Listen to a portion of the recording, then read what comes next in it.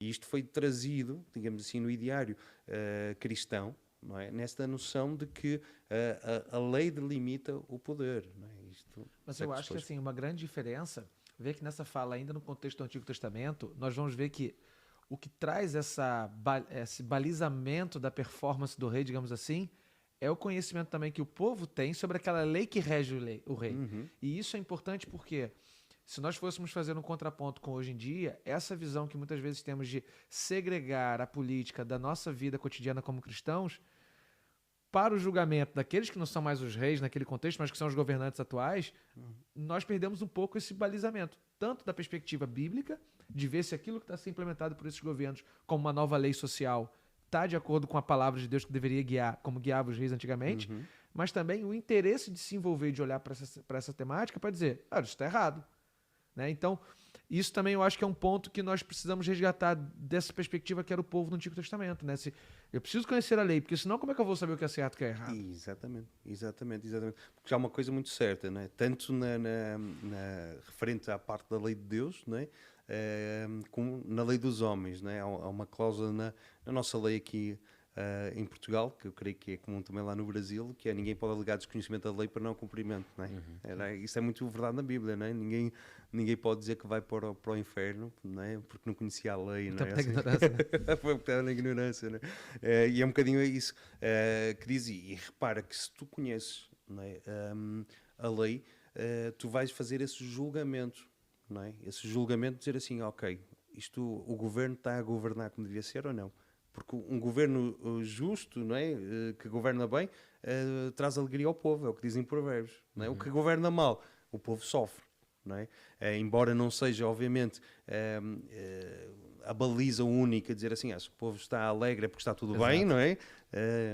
Aliás, porque hoje em dia não é? É muito fácil fazer muito fácil, esse movimento de alegrar o chamado povo. pão e circo do Império Romano. O ponto aí não é tanto a alegria no sentido de sentimento, De sentimento. né? Mas de estabilidade. Bem-estar, né? O bem-estar, né?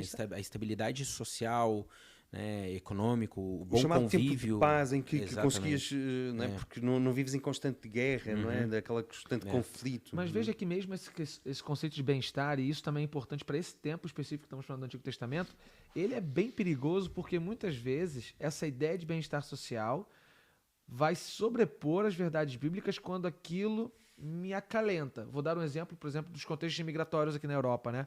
Quando nós olhamos para isso, vê-se uma pressão muito grande dos naturais de cada nação com as ondas de imigração que vem. Então, na visão dele, o que é o bem-estar social? É meu povo, minha terra. E isso, às vezes, se sobrepõe sobre, talvez, pessoas que estão vendo uma realidade de perseguição política, perseguição de guerras, fugitivos, refugiados, etc. E isso mascara um pouco de que o meu bem-estar vale mais do que aquilo. E quando nós olhamos, por exemplo, para o Antigo Testamento, nós vamos ver nessa transição dos períodos do Reino Dividido, por exemplo, exatamente essa transição agora tá bom, aí agora ficou mal, muda para o outro, agora tá bom. O juízo também tinha essa característica, ainda que não havia monarquia naquele período. Mas essa falsa concepção de um bem-estar baseado no meu interesse, naquilo que é bom para mim, é um perigo também nessa visão política, não é? Claramente. Até porque, repara, é sempre, e o relativismo moral é perigoso, não é? Ou seja, eu poder determinar aquilo que, e o Francisco falou da emoção, não é? E muitas vezes, hoje, a atualidade é muito permeável a isto, que é, se eu me sinto bem é porque eu estou bem, não é? Então, o que vale é o que eu sinto, não é?